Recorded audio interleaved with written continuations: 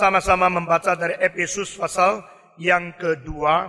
Kita membaca dari ayat yang ke-8 sampai dengan ayat yang ke-10. Efesus pasal 2 ayat 8 sampai ayat ke-10. Sesudah mendapatkan, mari kita membaca bersama-sama.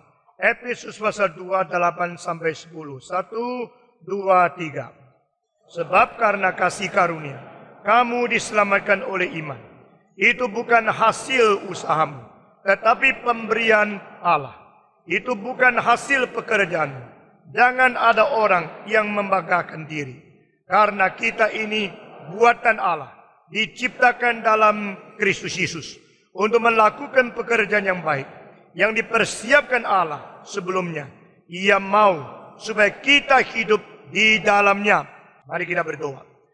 Bapa di dalam surga, sekali lagi kami minta Tuhan membuka hati kami masing-masing.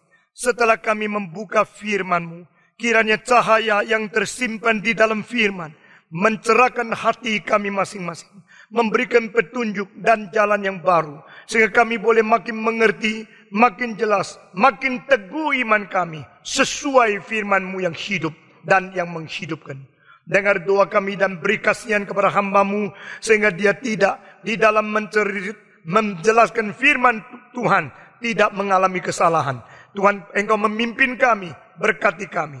Dalam nama Yesus Kristus, penebus dan juru selamat kami yang hidup. Amin. Saudara-saudara, kita sudah dengan beberapa minggu, mulai dengan pasal yang kedua, di mana kita memikirkan tentang bagaimana anugerah itu timpa kepada kita, yang adalah anak durhaka, anak yang patut dimurkai, anak yang ikut sesuai dengan segala kemauan nafsu kita. Sebenarnya di belakangnya ada roh setan yang telah merangsang kita berbuat sesuatu menurut kehendaknya dia. Saudara-saudara, sehingga manusia tidak pernah mempunyai kebebasan yang netral. Manusia tidak mungkin mempunyai inisiatif untuk melakukan segala hal sesuai kehendak Tuhan.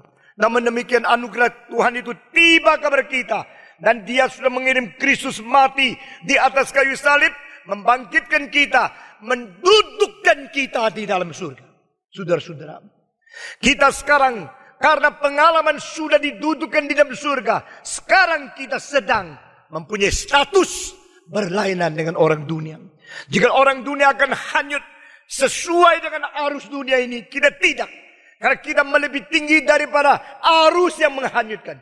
Kita mempunyai kedudukan bersama dengan Kristus, duduk di atas surga. Itu sebab kita pegang teguh pengharapan yang kekal. Kita hidup di dunia sebagai wakil surga. Kita hidup di dalam dunia dengan bijaksana kekekalan. Kita hidup di dalam dunia, kita dengan sesuatu pegangan yang tidak berubah, sesuai dengan ketidakperubahan daripada Allah yang berada di atas taktanya. Saudara-saudara, sesudah kita bicara sampai dalam ayat itu, maka ayat 6 Paulus berkata, ayat 6 dan 7, ini ditunjukkan untuk kepada zaman-zaman yang akan datang. Dengan demikian kemenangan orang Kristen atas kesulitan-kesulitan dan arus yang menghanyutkan, penganiayaan yang membunuh orang Kristen adalah satu kemenangan yang terus berbicara kepada zaman-zaman yang akan datang. Saudara-saudara, di dalam sejarah tidak ada kesaksian yang lebih indah dibandingkan para orang Kristen setelah menerima ajaran semacam demikian. Mereka sadar, mereka mengerti, mereka bertahan, mereka setia mengikut Tuhan. Meskipun mereka dibakar, mereka dibuang ke dalam dapur api, mereka dibuang ke dalam mulut singa, mereka tetap menyatakan kemenangan dengan iman yang teguh memuliakan Tuhan. Saudara-saudara, dan di sini Paulus ayat ke-8 berkata, sebab karena kasih karunia kamu diselamatkan. Nah, istilah kasih karunia di sini berarti anugerah Tuhan. You are saved by grace. Engkau diselamatkan karena iman, kepercayaan kepada anugerah Tuhan. Nah, saudara-saudara, jikalau bukan karena anugerah Tuhan, maka tidak ada seseorang mempunyai kelayakan, mempunyai kesempatan, mempunyai kemungkinan menerima apapun yang berasal dari tangan Tuhan. Saudara-saudara, anugerah Tuhan itu berdasarkan kedaulatan Allah. Anugerah Tuhan itu berdasarkan bijaksana Allah. Anugerah Tuhan berdasarkan kerelaan kehendak Allah sendiri. Ini adalah sesuatu hal yang ditekan, yang begitu banyak ditekan oleh teologi reform. The sovereignty of God, the willingness of God. Saudara-saudara, hanya berdasarkan kerelaan kehendak Allah. Hanya berdasarkan kebijaksanaan dari Tuhan Allah. Hanya berdasarkan kedaulatan Allah. Maka dia memberikan anugerah kepada kita. Saudara-saudara, berkali-kali kita menekankan anugerah berarti bukan sesuatu upah. Kalau saya bekerja, lalu saya mendapat bayaran, itu namanya upah. Orang yang memberi upah tidak bisa mengatakan, inilah anugerahku kepadamu. Apa itu anugerah? Saya kerja bukan? Karena saya bekerja, saya mendapatkan sesuatu upah yang menjadi bayaran sesuai dengan tenaga yang saya berikan di dalam pekerjaan saya. Itu adalah upah. Upah bukan anugerah. Dan di sini dikatakan karena engkau diselamatkan dengan anugerah, berarti bukan layak. Bukan sesuatu hal yang kelayakan kita. Saya tidak layak mendapatkan apa-apa. Di hadapan Tuhan, kita tidak ada syarat yang cukup. Kita tidak kemungkinan memperkenan dia. Karena kita adalah pemberontak. Kita adalah orang berdosa. Kita orang jauh dari dia. Kita adalah perusak janji Tuhan. Saudara-saudara, Allah disebut Allah yang berjanji. Dan manusia disebut sebagai Adam yang merusak janji. Di dalam buku Nabi dikatakan, hei Adam yang telah merusak janjiku. Saudara-saudara, Allah adalah Allah yang janji. Manusia adalah manusia yang memungkirkan janji. Allah adalah yang mempunyai kesetiaan untuk memelihara janji. Manusia adalah manusia yang selalu berontak dan merobek-robek janji. Di dalam hidup sehari-hari kita mengetahui kalau kita menerima satu cek kosong yang hanya ada angka dan tidak ada uangnya di bank, engkau marah sekali. Engkau melihat tanda tangan itu seperti sampah. Engkau melihat cek itu bukan cek, tapi seperti kertas yang boleh dirobek-robek. Saudara-saudara, karena di dalam tanda tangan itu, di dalam cek itu tidak mempunyai kredibilitas, tidak mempunyai hal yang boleh dipercaya. Itulah keadaan yang membuat kita jengkel luar biasa. Kita marah luar biasa. Jikalau orang memungkirkan janji, orang sembarangan janji, setelah janji tidak dijalankan, kita menganggap itu adalah orang yang tidak bertanggung jawab, tidak setia, tidak jujur, atau tidak sungguh-sungguh. Nah itulah apa yang Tuhan rasakan pada waktu manusia melawan dia. Pada waktu manusia melawan Tuhan, manusia disebut sebagai perusak janji, pemungkir janji. Saudara-saudara, Tuhan adalah Tuhan yang setia. Dan kesetiaan itu menjadi zat asasi di dalam ikatan perjanjian. Karena perjanjian bisa dipegang hanya berdasarkan sesuatu esensi kesetiaan. Allah kita adalah Allah yang disebut amin. Allah yang disebut setiawan. Allah yang tidak pernah memungkirkan diri. Saudara-saudara, maka perjanjian lama disebut perjanjian lama. Perjanjian baru disebut perjanjian baru. Allah disebut Yehova. Nama Yehova itu ada nama Allah yang berjanji dengan manusia. Saudara-saudara sekalian, jikalau kita menerima anugerah adalah karena kita tidak seharusnya menerima. Kita menerima anugerah adalah sebab kita tidak layak menerima. Karena adalah Allah yang memberikan janji. Allah yang memberikan anugerah kepada kita sesuai dengan janjinya. Saudara-saudara, di dalam perjanjian lama beribu-ribu kali mengatakan istilah demikian firman Yehova. Demikian perkataan Yahweh. Demikian perkataan Tuhan kepada Israel. Aku akan. Setiap kali aku akan, itu sudah mengandung dia sedang memberikan janji sebelum terjadi sesuatu. Apakah sebabnya Tuhan harus berjanji kepada manusia? Apakah Tuhan harus memberikan janji dan menjaminnya dengan kesetiaannya? Bukan karena kita ada baik apa-apa. Justru karena dia adalah Allah yang mau memberikan anugerah kepada orang yang tidak layak. Saya tidak layak, engkau tidak layak. Saya tidak seharusnya, engkau tidak seharusnya. Saya tidak bersyarat, engkau tidak bersyarat. Kita semua tidak ada kualifikasi apapun boleh menerima anugerah dari Tuhan. Tapi Alkitab berkata Tuhan yang berjanji selalu memberikan promise, selalu memberikan sesuatu nubuat mengenai janji-janji yang akan datang. Dia akan memberikan anugerah karena dia adalah Allah yang berdaulat. Dia adalah Allah yang mau memberikan kemurahan, memberikan berkat kepada kita. Dengan demikian, Allah memberikan anugerah dan janji terbesar, yaitu menyelamatkan kita dan memberikan hidup yang kekal di dalam Yesus Kristus. Saudara-saudara sekalian, puji Tuhan, kita menerima bukan karena upah, kita menerima bukan karena layak, dan kita menerima bukan karena jasa, apalagi jasa. Saudara-saudara, Calvin tidak menjelaskan ayat ini. Dia menegaskan kita tidak ada apa-apa yang boleh diperkenan di hadapan Tuhan Allah. Di dalam diri kita tidak ada sesuatu yang mengakibatkan Tuhan harus memberikan kemurahan. Engkau melihat seorang anak kecil, waduh, bagus sekali. Engkau ingin menggendongnya, pegang-pegang dia sebentar, lihat senyumnya. Engkau mendapatkan satu kenikmatan, apalagi kalau itu anakmu sendiri. Saudara-saudara, tapi jangan lupa kalau kita ada sesuatu yang bikin Tuhan terharu, apa saja yang berada di dalam diri kita itu adalah anugerah Dia. Engkau kalau cantik, cantik dari mana? Dari Tuhan. Kalau engkau rajin dari mana? Dari Tuhan. Kalau engkau mampu berpikir dari mana? Dari Tuhan. Kalau engkau berbakat talenta dari mana? Dari Tuhan. Kalau engkau suci, kesucian dari mana? Dari Tuhan. Engkau memberikan uang persembahan, uang dari mana? Dari Tuhan. Alkitab begitu mengajar kita dengan jelas, tidak ada sesuatu kebajikan yang berasal mula dari diri kita sendiri. There's no goodness in my flesh. Nothing good can come out from a sinful person. Seorang berdosa tidak mungkin keluarkan sesuatu yang baik. Semua kebaikan yang berada di diri kita, itu merupakan anugerah Tuhan yang ditaruh di dalam diri kita terlebih dahulu. Saudara-saudara, Allah tidak menaruh hal-hal itu di dalam anjing, di dalam kucing, di dalam binatang-binatang yang lain.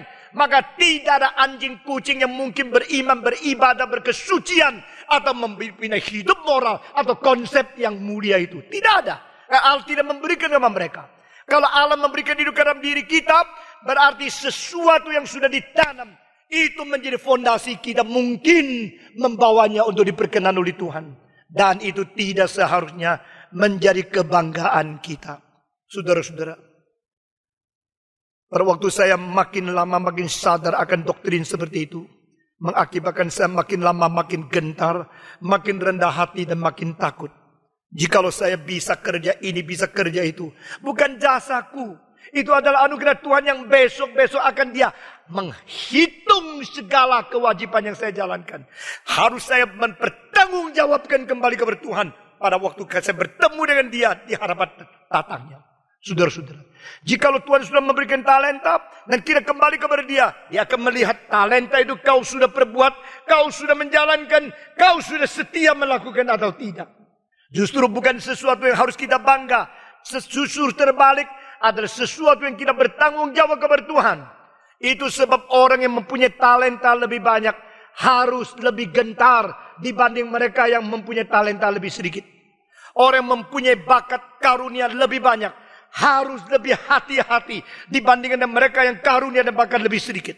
Orang yang mempunyai kesempatan, kebebasan, kepintaran, orang yang mempunyai uang lebih banyak harus lebih hati-hati dibanding mereka yang lebih sedikit. Karena yang diberi banyak dituntut banyak, yang diberi sedikit dituntut sedikit. Ini prinsip keadilan di hadapan Tuhan Allah. Saudara-saudara, Allah menuntut yang diberikan sedinar, tuntut kembali sedinar. Allah menuntut dari orang yang diberikan 2 dinar, tuntut kembali 2 dinar. Tetapi Allah menuntut 5 dinar dari mereka yang diberikan 5 dinar. Engkau tidak bisa mengatakan saya sekarang mempunyai 3 dinar, dia hanya mempunyai 1 dinar. Saya sudah lebih banyak 2 kali daripada dia. Tuhan mengatakan kau menerima 5 dinar. Kau hanya memiliki 3 dinar. Kau kira sudah lebih banyak dan sombong. Kau akan menerima hukuman karena engkau tidak sesuai dengan apa yang saya tuntut. Saudara-saudara, Alkitab begitu ketat prinsipnya. Ini tidak ada pada Plato. Ini tidak ada pada Kant. Ini tidak ada pada John Dewey. Ini tidak ada pada Marcuse. Ini tidak ada pada filosof setiap zaman. Ini adalah sesuatu yang berasal langsung daripada takhta Tuhan Allah sendiri. Nah, Alkitab, khususnya Reform Theology, mengajar kita tidak boleh menjadi sombong. Karena kita tidak ada kualifikasi apa saja untuk menerima anugerah. Apalagi kita menganggap kita mempunyai kualifikasi untuk menjadi congkak. Itu tidak mungkin. Orang yang mempunyai bakat lebih banyak harus bekerja lebih berat. Karena dia akan menerima hukuman lebih besar. Orang yang menerima karunia lebih banyak, dia harus bekerja lebih rajin. Karena dia akan dituntun lebih banyak. Itu sudah menjadikan seperti orang seperti saya ini, saya harus hati-hati. Saudara-saudara, saya tidak pernah waktu saya muda merasa diri lebih baik atau lebih hebat dari orang lain. Cuma rasa kok saya mempunyai kemampuan yang saya harus pakai baik-baik untuk Tuhan. Sesudah itu mengerti akan teologi reform, pertanggungjawaban kita dengan Tuhan pada waktu hari kiamat. Itu menjadikan saya makin lama makin gentar. Sehingga setiap tahun mengejar. Bolehkah mengejar lebih banyak? Bisa bekerja lebih banyak. Karena kita akan menghadapi Tuhan. Saudara-saudara, dengan demikian kita mengerti anugerah. Kau diselamatkan karena anugerah. Kalimat ayat 8 ini. Kau diselamatkan karena anugerah. Bukan karena jasamu. Bukan karena baikmu. Bukan karena kelakuanmu. Maka kita harus mengetahui teologi anugerah dimengerti mengakibatkan reaksi bersyukur kepada Tuhan Allah yang sepatutnya menerima kemuliaan. Saudara-saudara, jika orang tidak memuliakan Tuhan hanya satu sebab, karena dia tidak mengerti teologi anugerah. Jika orang berani sombong adalah satu sebab, karena dia kira itu adalah milik dia sendiri. Jika seorang berani merebut kemuliaan Allah, dia kira yang ada pada dia itu tidak berasal dari Tuhan Allah. Ini semua kait satu dengan lain. Apa menjadi kecongkakan, apa menjadi kemuliaan, apa menjadi sesuatu anugerah. Kalau semua dimengerti, justru karena anugerah, maka saya bisa menjadi orang seperti ini. Kalau saya menjadi orang seperti ini adalah anugerah. Saya tidak ada jasa dan tidak boleh congkak. Kalau saya tidak boleh congkak, saya tidak boleh menghina orang lain. Kalau saya tidak boleh menghina orang lain, saya harus mengingat ini anugerah Tuhan. Dan saya harus memuliakan Tuhan, bersyukur kepada Dia. Ini semua sekululasi, semua menjadi satu. Saudara-saudara, dan di sini dikatakan ayat selanjutnya, karena kamu diselamatkan oleh anugerah dan iman. Nah, di sini orang mulai mempunyai satu pikiran, kalau begini kita diselamatkan dengan dua unsur. Unsur pertama, anugerah dari atas. Unsur kedua, iman dari saya. Maka kita kongsi sama Tuhan. Tuhan 50%, saya 50%. Ini namanya 50-50. John Venture, saudara-saudara, Allah bersaham 50%, saya bersaham 50%. Allah keluar saham yang namanya anugerah. Saya keluar saham yang namanya iman. Anugerah ketemu iman, diselamatkan. Kalau demikian saya ngerti. Orang kira ayat ini boleh ditafsirkan seperti ini. Padahal tidak. Saudara-saudara, kita diselamatkan karena anugerah oleh iman. Ini tidak berarti anugerah dan iman 50-50. Sebab apa? Sebab iman itu sendiri merupakan semacam akibat setelah firman dianugerahkan kepada seseorang. Nah, kalau pengertian secara tuntas ini sudah kau pahami, maka kau mulai mengerti sesuatu kesinambungan bagaimana Allah bekerja. Saudara-saudara, saya beriman. Beriman kepada siapa? Kepada Tuhan. Mengapa beriman? Karena Dia berbicara. Kenapa Dia berbicara? Karena Dia memberikan anugerah.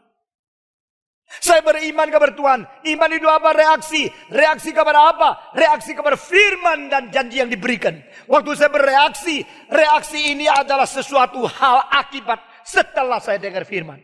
Kalau demikian saya menanya, mengapa kau bisa dengar firman? Karena Tuhan memberikan kesempatan. Mengapa Tuhan memberikan firman? Karena Dia mau engkau mengerti. Jadi Allah yang mau kau mengerti, memberikan pengertian dicipta di dalam dirimu. Allah memberikan firman melalui nabi dan rasul. Allah memberikan kitab suci tertulis, tercetak, bisa jatuh dalam tanganmu. Allah memberikan firman melalui hamba-hamba Tuhan yang dikirim untuk mengkhotbahkan, untuk menjelaskan kebenaran Tuhan. Ini semua adalah pekerjaan Tuhan Allah yang sebelum engkau bisa reaksi apa-apa. Sehingga iman sebagai reaksi terhadap firman itu merupakan sesuatu tindakan akibat anugerah juga. Saudara-saudara, saya bisa mengatakan, oh Tuhan, benar. Aku mau percaya. Tuhan mau memberikan kepada sesuatu kesadaran. Engkau mau percaya apa? Percaya engkau. Siapa yang disebut engkau di sini? Sumber dan tujuan kita boleh beriman kepada Tuhan. Aku terima anugerah. Engkau mengapa bisa terima? Karena engkau memerlu. Engkau mengapa bisa terima? Karena Tuhan mau memberi. Engkau mengapa bisa terima? Karena pemberian itu sudah disodorkan kepada kamu. Nah, pemberi anugerah mempunyai anugerah. Pemberi anugerah memberikan kesempatan. Dan pemberi anugerah memberikan kemungkinan engkau menerima anugerah. Ini semua adalah anugerah itu sendiri. Sehingga anugerah selalu prior to human response. Anugerah Tuhan lebih dahulu daripada respons manusia.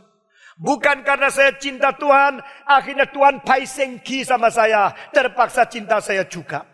Saudara-saudara, orang di dunia ini begini. Kalau orang kasih engkau telur ayam, terus engkau bilang, kembaliin telur bebek. Kalau dia kasih engkau, itu bakmi, engkau kembali ke misua sama dia. Kalau dia kasih bom atom, engkau kasihkan bom hidrogen sama dia. Ini manusia, saudara-saudara. Orang terus datang, ayo ikut kebaktian, yuk ikut kebaktian. Diajak 1 kali, 2 kali, 3 kali, 4 kali, 5 kali. Sampai akhirnya bilang sama nyonyamu, wah pergi sajalah kalau enggak habis-habis repotin saya. Sudahlah, mengapa pergi? Karena terus didatangi. Ya sudahlah pergi. Perginya suka? Bukan. Rela? Tidak. Kenapa? Paksa. Kenapa paksa? Nggak enak. Sungkan sama dia. Terus datang terus. Orang kalau terus baik sama kamu, kamu terpaksa juga baik sedikit. Senyum-senyumnya itu palsu. Saudara-saudara. Sekarang saya mau tanya, adakah orang yang mencintai Tuhan sampai Tuhan sungkan terpaksa harus cinta kembali kepada manusia? Ada nggak? Ada nggak? Tuhan bilang sama malaikat, coba itu loh, terus cinta saya. Terus kasih anugerah sama dia lah. Ada nggak? Nggak ada. Nggak ada orang yang cinta Tuhan terlebih dahulu mengakibatkan Tuhan sungkan terpaksa harus cinta kembali. Tidak ada. Alkitab mengatakan kita kalau cinta Tuhan karena Tuhan cinta kita terlebih dahulu semua. 1, 2, 3. Kita kalau cinta Tuhan karena Tuhan cinta kita terlebih dahulu. Nah saudara-saudara, cinta. Ini orang yang profit oriented, tidak memperdulikan ordo. Tapi orang yang mengerti anugerah harus mementingkan ordo. Nah Kongfucu di dalam buku Tasyuk Fatsal pertama sudah mengatakan segala sesuatu ada awal akhir. Segala sesuatu ada dulu belakang. Barang siapa yang mengetahui urutan, orang itu dekat dengan kebenaran. 物有始终，事有先后，始终有这个有出有始有终，知其先后，这尽道也。Barang siapa yang mengerti urutan duluan mana, belakangan mana, orang itu dekat dengan kebenaran. Nah saudara-saudara, kalau engkau mengatakan saya mencintai Tuhan, sehingga Tuhan mencintai saya, kita mengatakan nonsense. Engkau mencintai Tuhan justru karena Tuhan mencintai engkau terlebih dahulu. Di sini duluan belakangan kalau engkau mengerti, baru engkau mengerti kebenaran. Saudara-saudara, duluan mana? Anugerah dari mana? Selalu anugerah dulu dari Tuhan Allah. Dan Spurgeon mengatakan, saya kalau bisa memilih Tuhan, ini adalah bukti bahwa dia sudah memilih aku terlebih dahulu. Lalu dia menaruh benih untuk bisa memilih dia dalam hati saya.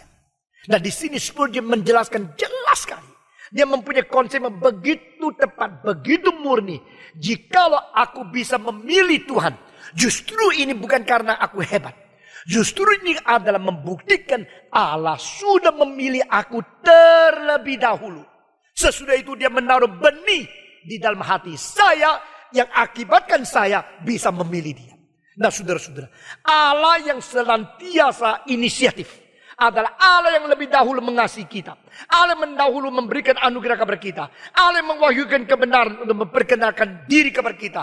Allah yang mengirim Roh Kudus memberikan penjelasan, iluminasi, pencerahan kepada kita. Allah yang terlebih dahulu memberikan anugerah. Mengakibatkan anugerah itu bertumpuk-tumpuk, berlaku dalam diri kita, dan mengakibatkan kita diberikan buah beriman kembali kepada Tuhan. Saudara-saudara, kalau demikian, kalau ditanya, maukah engkau percaya? Engkau jawab, mau. Jangan kira kepala engkau tunduk ini berarti engkau berjasa. Karena apa? Memberikan kekuatan engkau bisa tunduk pun adalah anugerah Tuhan. Saudara-saudara, Tuhan memberikan anugerah engkau, syarafmu masih bisa bekerja. Dengarmu masih bisa jelas. Mempunyai kesempatan dengar kebenaran. Engkau bilang mau. Waktu engkau bilang mau, saya beriman. Itu pun anugerah. Dan anugerah sendiri mempunyai segala kelimpahan. Dan iman sendiri tidak mempunyai apa-apa. Umpama anak ini jatuh di dalam laut. Ya. Dia sudah mau mati karena airnya itu sudah keliling dia. Dan dia adalah seorang yang sudah tidak kuat lagi berenang. Dia mau mati. Sekarang dia mau menolong diri, tidak bisa. Karena dia berada di dalam laut. Ombaknya makin besar. Dipengaruhi El Nino lagi. Nah saudara-saudara. Nah sekarang saya berada di atas. Saya memberikan anugerah, memberikan penawaran, saya memberikan pertolongan, dan saya mau menyelamatkan dia. Maka saya tanya dia, maukah engkau mati? Enggak. Tapi dia seperti mau matinya, tidak mau mati, tidak penting jadi gini. Musiknya keras sedikit dong. Maukah engkau mati? Tidak mau. Maukah engkau hidup? Maukah engkau saya tolong? Nah sekarang coba ya. Kalau mau tolong, ulurkan tanganmu. Ya. Jadi waktu saya mau tolong dia ulur tangan. Uluran tangan dia ini sendiri tidak mempunyai apa-apa. Tapi mengatakan iman kita seperti uluran tangan kita yang kosong. Tidak ada apa yang menolong kita. Mari selamatkan. Oke. Selamatkan. Waktu saya mengenai dia. Nah saudara-saudara. Apa yang dia lakukan? Yang dia lakukan hanya ulur tangan saja. Betul nggak? Nah sekarang perhatikan. Ulur tangan itu, di dalam tangannya ada sesuatu apa yang menyelamatkan dia? Tidak. Tidak ada. Di dalam tangannya tangan kosong. Ya sekarang sudah bisa ketawa karena ada mati dia. Dia sudah diselamatkan. Sekarang dia berdiri di atas tempat yang tinggi.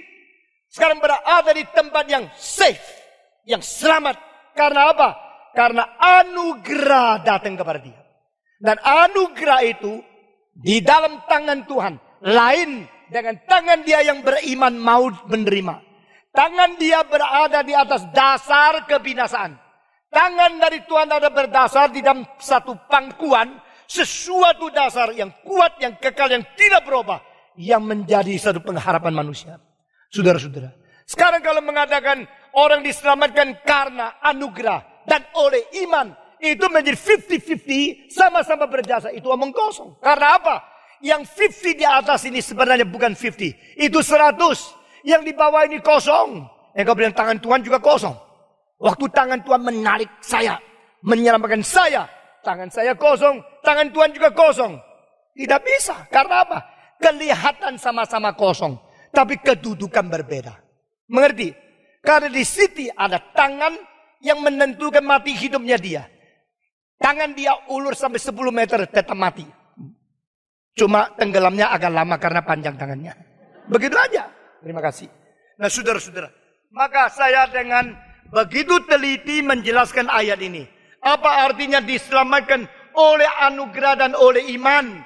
Ini tidak berarti 50-50. Ini berarti Tuhan yang beranugerah. Mempunyai segala sesuatu. Bijaksana. Kuasa, keselamatan, pengorbanan, mengirim Kristus mati di atas kayu salib, mengalirkan darah, menyerahkan nyawa diri, dan berperang dengan setan, merebut kita keluar dari tangan iblis, dan bangkit pula dari kematian, menghancurkan kuasa setan, menyempurnakan tuntutan Taurat. Semua itu ada pada Kristus, tidak ada pada saya. Lalu engkau mengatakan modal saya dan beriman. Imanmu itu hanyalah sesuatu reaksi yang benar. Karena sudah diberikan pengertian Roh Kudus. Saya mau terima. Saya ulur tangan.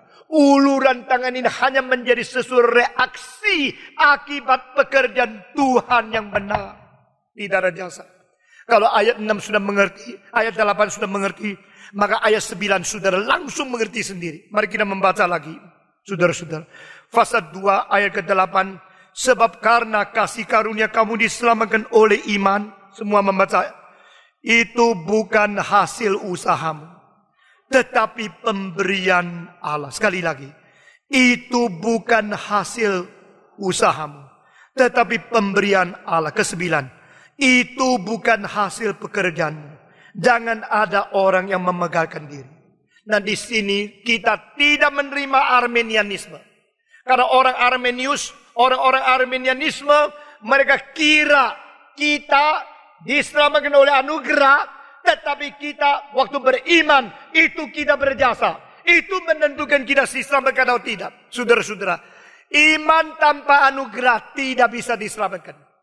Anugerah tanpa engkau beriman, hanya membuktikan engkau yang rugi, Tuhan tidak rugi. Tapi anugerah yang menemukan iman, memberikan kemungkinan engkau beriman. Iman pun berdasarkan anugerah. Dengan demikian seluruhnya ada anugerah Tuhan, baru dimengerti sebagai sola gratia.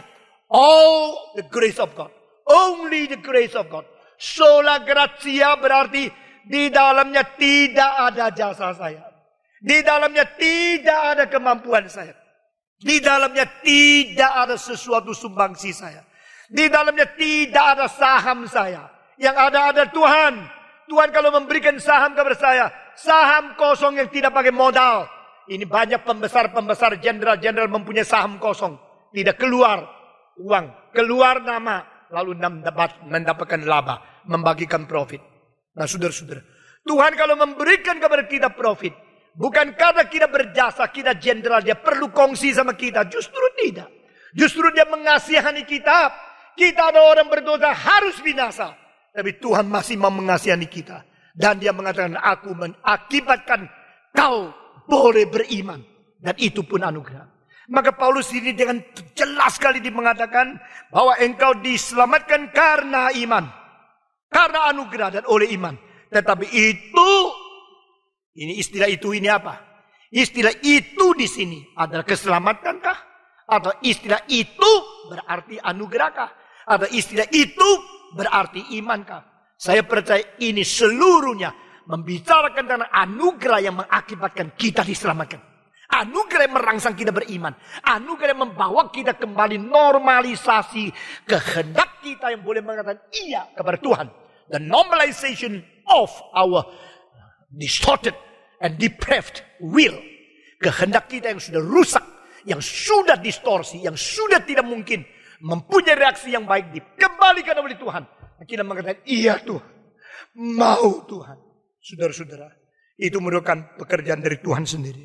Maka istilah itu ini mengandung 3. Iman, anugerah, keselamatan. Seluruhnya bukan hasil usahamu, tetapi pemberian Tuhan. Itu bukan hasil pekerjaanmu. Jangan ada orang yang memegahkan diri. Semua membaca 8 dan 9 sebelum kita masuk ke dalam ayat ke-10. 1, 2, 3. Sebab karena kasih karunia, kamu diselamatkan oleh iman. Itu bukan hasil usahamu, tetapi pemberian Allah. Itu bukan hasil pekerjaanmu. Jangan ada orang yang memegahkan diri. 10 semua membaca. Karena kita ini buatan Allah. Diciptakan dalam Kristus Yesus. Untuk melakukan pekerjaan baik. Yang dipersiapkan Allah sebelumnya. Ia mau supaya kita hidup di dalamnya. Nah saudara-saudara, ayat ke-10 merangkumkan seluruh ini. Jadi di sini kita melihat satu hal yang indah luar biasa. We are His work, created in Jesus Christ. Kita adalah karya Tuhan yang diciptakan di dalam Kristus. Bukankah penciptaan sudah selesai pada hari ke-6? Saudara-saudara, waktu Tuhan Allah menciptakan seluruh alam semesta, hari pertama menciptakan terang, hari keempat menciptakan matahari, bulan, bintang, hari ke-6 menciptakan manusia. Bukankah sempurna? Augustinus mengatakan itulah angka 6 adalah angka kesempurnaan. Dia melawan segala tradisi orang Yahudi dan orang Kristen sepanjang sejarah. Dia mengatakan angka 6 itu angka kesempurnaan. Karena pada hari 6 Allah sudah sempurna menciptakan segala sesuatu. Saudara-saudara sekalian. Dan kita tidak debat hari mengenai angka 6 itu sempurna atau tidak. Hari 6 Tuhan sudah sempurna. Tuhan sudah selesai. Tapi saya mengatakan sebenarnya yang selesai sungguh-sungguh adalah hari ke-7. Yaitu hari ke-7, saudara-saudara, Kristus berada di kuburan, mengalahkan setan, dan hari pertama daripada ke-7 hari, yang gelombang kedua dia bangkit pula dari kematian. Saudara-saudara sekalian, kita adalah pekerjaannya yang dicipta di dalam Kristus. Di sini kita melihat Tuhan masih mencipta. Tuhan mencipta di sini ada cipta ulang, the second creation, bukan creation yang di dalam Genesis, di dalam kitab Kejadian pasal 1, tetapi kejadian, satu ciptaan, gelombang yang kedua, ciptaan baru, the new creation. Satu ciptaan baru yang dilakukan di dalam Kristus. Saudara-saudara, ciptaan lama adalah ciptaan di dalam alam semesta. Ciptaan baru ada ciptaan di dalam alam supra alam semesta. Ciptaan lama di dalam Adam, ciptaan baru di dalam Kristus. We are His work. Kita pekerjaan Tuhan. Pekerjaan Tuhan. Pekerjaan Tuhan. Engkau semua sedang digarap oleh Tuhan. Engkau ada garapan Tuhan Allah yang dikerjakan di dalam Yesus Kristus. Saudara-saudara, puji Tuhan. Di dalam ayat ini kalau kita mempunyai waktu, kita akan menelusuri bagaimana melalui Kristus kita dikerjakan. Kita mendapatkan satu ciptaan yang baru. Akhirnya kita mendapatkan hidup baru. Ciptaan baru di dalam Kristus menjadikan kita mempunyai hidup baru yang mirip Yesus Kristus. Tuhan memakai Kristus menjadi sesuatu kategori baru, menciptakan orang-orang yang di dalam Kristus. Sehingga kita in Christ. Before the first creation, we were all created in Adam. Di dalam ciptaan pertama, kita semua dicipta di dalam Adam. Sehingga kita mirip Adam. Kita punya kelakuan mirip Adam. Bahkan pemberontakan Adam pun menjadi sesuatu contoh di mana kita ulangi terus-menerus setiap hari kepada Tuhan. Saudara-saudara. Tetapi di dalam Kristus kita mendapatkan ciptaan baru. Sehingga kita dicipta supaya mirip Kristus. Bukan lagi mirip Adam. Sehingga Tuhan mau mengirim Roh Kudus. Supaya kita setiap hari berada di dalam ketaatan kepada Allah. Seperti Kristus. Saudara-saudara. Di dalam Adam semua berontak. Di dalam Adam semua berdosa. Di dalam Adam semua tidak taat. Di dalam Kristus semua dibenarkan. Di dalam Kristus diberikan kekuatan pencerahan Roh Kudus. Di dalam Kristus kita diberikan kekuatan baru untuk mentaati Tuhan. Untuk hidup di dalam Kristus. Hidup memuliakan Dia. Saudara-saudara, ayat ke-10 juga membicarakan tentang satu hal yang penting. Setelah diciptakan baru. Become a new being. To be a new creation. The new life in Jesus Christ. Hidup baru di dalam Kristus. Untuk apa? Untuk melakukan kebaikan. Nah, seperti tadi saya mengatakan, upacara baptisan itu pentingkah? Jawabannya Allah, kalau dilihat penting sebab memberikan jaminan keselamatan. Jawabnya tidak. Kalau dilihat penting karena inilah artinya sama, identik dengan diselamatkan. Jawabnya tidak. Tetapi kalau ini adalah menjalankan perintah Tuhan, ini adalah salah satu sakramen di antara dua sakramen yang tegakkan oleh Kristus sendiri. Ini merupakan satu kesaksian yang membelah hidup saya menjadi sebelum dan sesudah saya mengambil keputusan hidup di dalam gereja, di dalam Kristus untuk menyaksikan namanya. Ini penting luar biasa. Sama dengan keadaan ini. Apakah kelakuan itu penting bagi orang Kristen? Kelakuan itu penting tidak? Kalau engkau mengatakan kelakuan yang baik, itu penting karena kalau tidak berlaku baik, tidak mungkin diselamatkan. Alkitab mengatakan nonsense, sama sekali tidak. Perbuatan yang baik itu tidak penting di dalam menyelamatkan manusia. Perbuatan yang baik tidak bisa mengganti anugerah Tuhan. Saudara-saudara. Perbuatan yang baik tidak layak membawa kita datang kepada Tuhan. Satu cerita yang sangat lama tapi indah sekali. Mengatakan suara anak kecil itu mamanya sakit keras. Karena sakit keras dia menganggap sudah tidak ada pengharapan lagi. Dia panggil dokter, anak ini anak kecil baru umur kira-kira 12. Cari dokter, ini mama saya cuma satu loh. Dokter bilang semua orang mama cuma satu. Tapi ini mamaku, aku mau dia hidup terus tapi dia sakit keras. Dokter melihat, wah cilaka ini memang sakit keras. Ada semacam buah yang bisa menolong dia. Tapi buah itu tidak ada di mana-mana kecuali di istana. Oh ya? Di istana ada buah, ada pohon yang bisa menyembuhkan mama saya. Saya mau dong. Tidak mungkin. Engkau tidak boleh masuk ke dalam istana. Tapi anak ini mengatakan, saya mau coba curi-curi masuk. Saya mau berusaha mendapatkan buah itu demi menyembuhkan anak. Kau bisa mati. Mati tidak mati, pokoknya ibu hidup.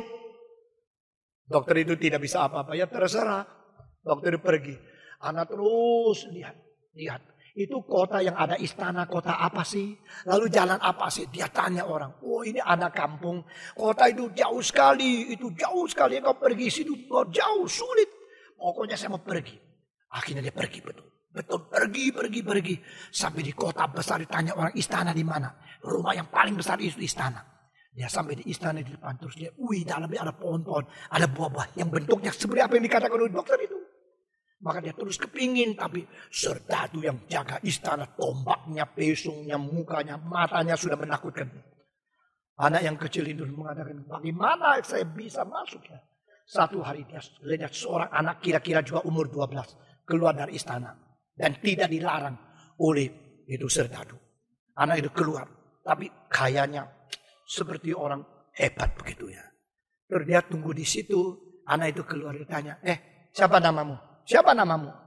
Anak itu bilang, saya anak orang besar. Terus dia mulai cerita, siapa tahu anak orang besar itu sama anak desa ini ngomongnya cocok.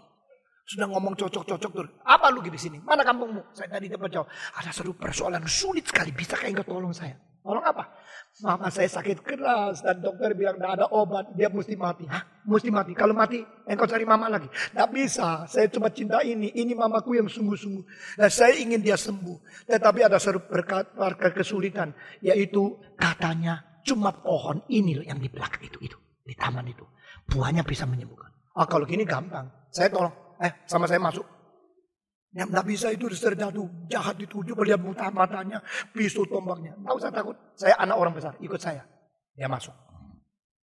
Waktu dia masuk, anak itu masuk, dia ikut-ikut. Lirik sini, lirik sana. Serdadu diam saja. Setelah masuk ke dalam. Ayo, engkau panjat pohon. Mau berapa biji? 10, 20 silakan. Wah, dia cepat-cepat ambil 1, 2, 3, 4, sampai banyak semua penuh.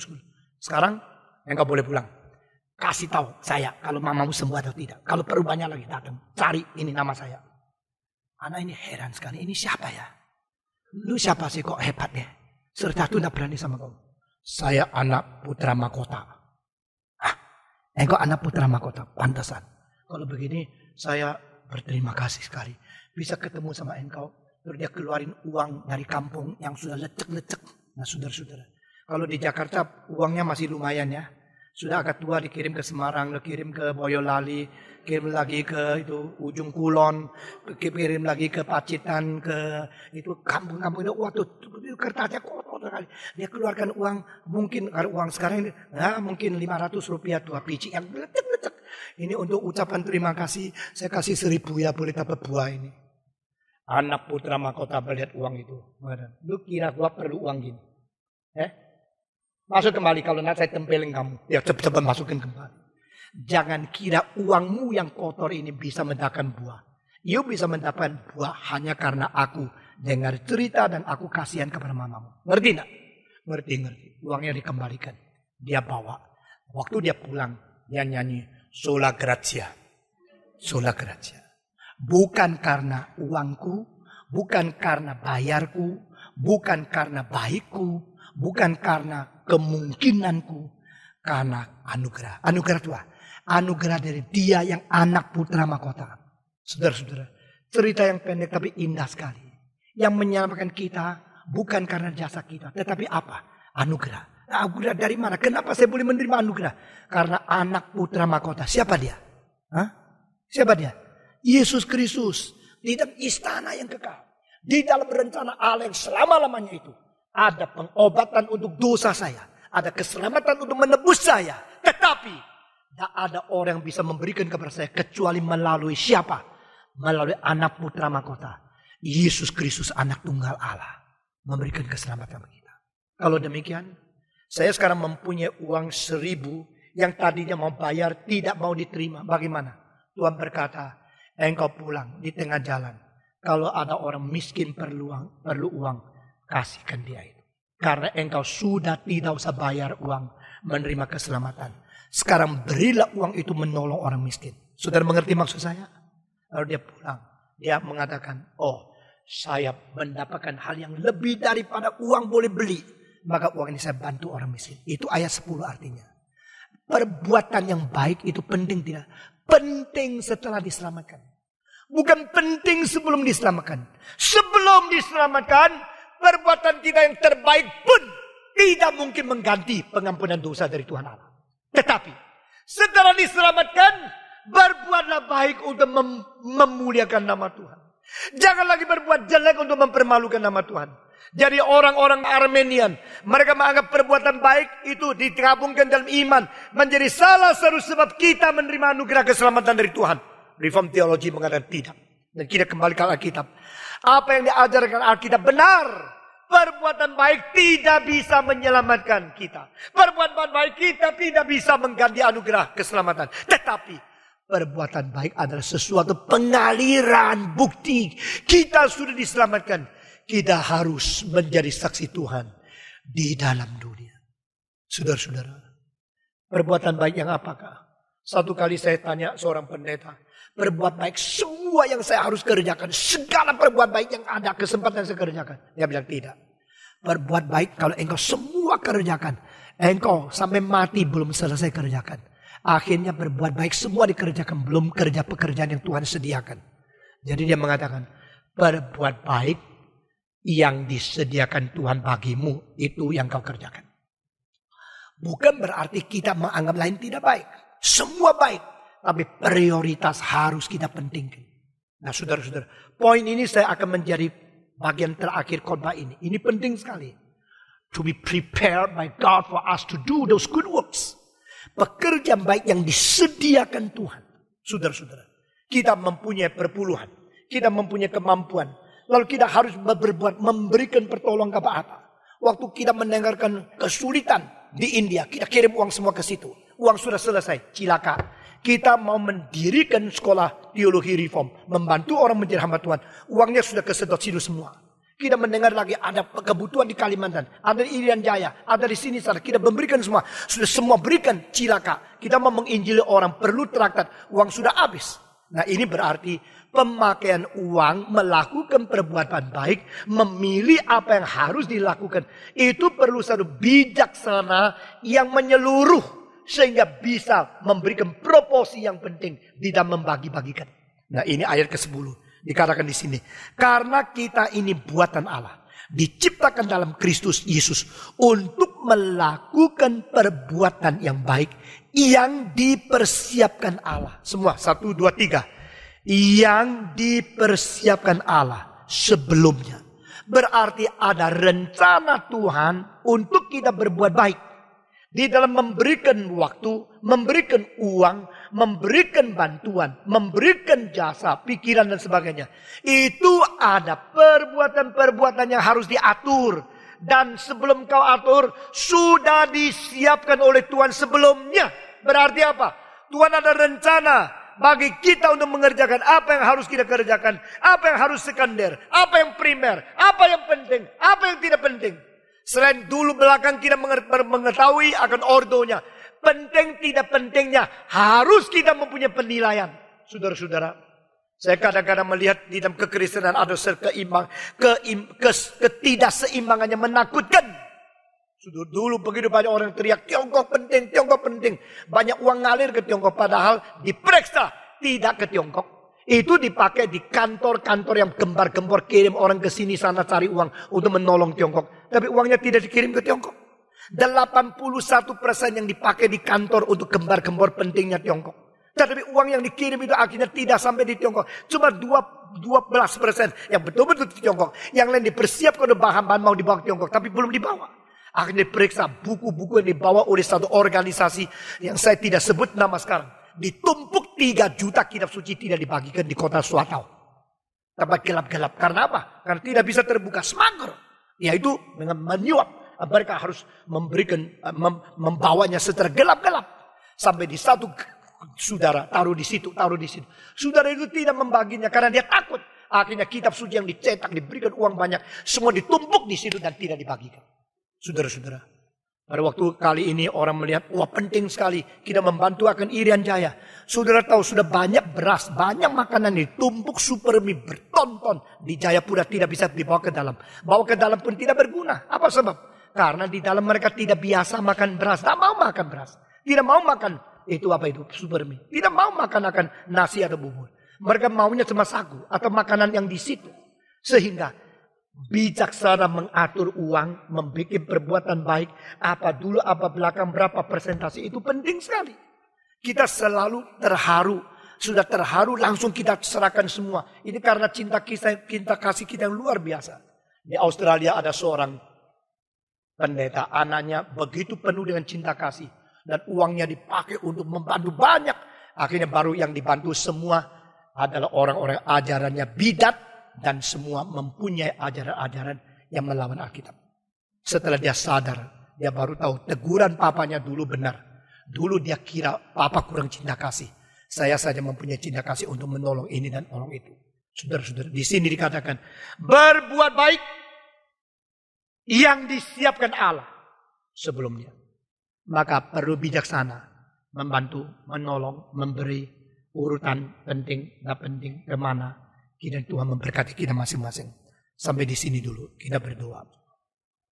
Saya memberikan tantangan pada hari ini. Siapa yang berkata, Tuhan, hari ini saya jelas, saya diselamatkan karena anugerah yang menggugah saya untuk beriman. Dan hari ini saya mau berkata, Tuhan, saya mau datang kepadamu. Saya menerima Yesus sebagai juru selamat. Siapa yang hari ini jelas anugerah dan keselamatan Kristus dan pengertian teologi seperti ini, dan engkau mengambil keputusan pada pagi ini, saya menerima Tuhan Yesus, mengulurkan tangan saya supaya Tuhan menyelamatkan saya. Ada orang demikian, angkat tangan saudara yang mau diselamatkan Tuhan. Puji Tuhan. Siapa lagi berkata, saya juga puji Tuhan, puji Tuhan, puji Tuhan, puji Tuhan. Siapa berkata, pagi ini saya menerima Yesus sebagai juru selamat. Saya ulurkan tangan, Tuhan menyelamatkan saya. Silakan acungkan tangan saudara. Siapakah lagi? Adakah lagi? Puji Tuhan, puji Tuhan, puji Tuhan. Yang sudah angkat tangan diturunkan. Tuhan memberkati saudara. Dan sekarang saya minta pertanyaan kedua. Siapa berkata, Tuhan beri kebijaksanaan kepada saya untuk mengatur waktu saya, mengatur uang saya, mengatur pertolongan saya, mengatur segala bantuan perbuatan saya yang baik. Supaya sesuai dengan yang disiapkan Tuhan sebelumnya. Dan saya boleh mempunyai bijaksana surgawi. Saya mau menjadi orang melakukan perbuatan baik sesuai dengan bijaksana Tuhan. Acungkan tangan saudara. Siapakah? Puji Tuhan, puji Tuhan, puji Tuhan. Puji Tuhan, tangan diturunkan. Mari kita berdoa, semua buka suara. Semua berdoa, kiranya Tuhan memberkati kita. Tuhan memberikan kekuatan iman kepada kita. Mengerti anugerah Tuhan. Dan untuk melakukan perbuatan baik, memuliakan Tuhan. Tuhan beri bijaksana kepada kita. Semua buka suara, mari kita berdoa bersama-sama. Bapa di dalam surga, kami berterima kasih untuk firman yang sudah dikabarkan kepada kami. Kami berterima kasih untuk pengertian, kesadaran yang Tuhan Roh Kudus bekerja di hati kami. Dengar doa kami dan berkati kami sehingga kami mengetahui akan anugerah dan kami selalu memuliakan Tuhan.